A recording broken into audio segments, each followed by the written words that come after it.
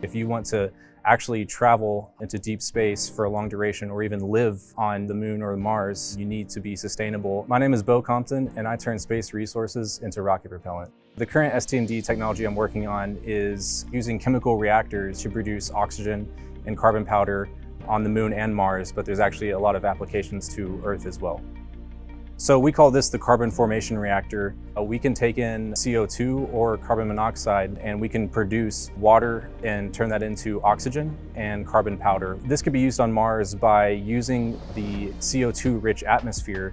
We can go through a series of reactions which produces oxygen that could be used for a breathable atmosphere or a rocket propellant. This exact same technology can be used to capture carbon dioxide from our atmosphere and turn it into useful products. We could use this carbon to activate it and create a filter, and carbon can be used for a lot of applications such as battery manufacturing.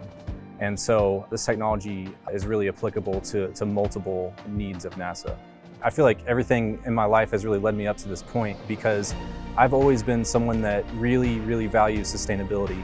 I love cooking, I love culinary arts. One thing that's recently been really fascinating to me is indigenous cooking. They're using the resources that they have around them. That was really powerful to me because if you can actually use the things that are natural to your environment, in my opinion, that often ends up to a better product. Sustainability is really the key to surviving long term when we travel into deep space or even live locally on the moon or Mars.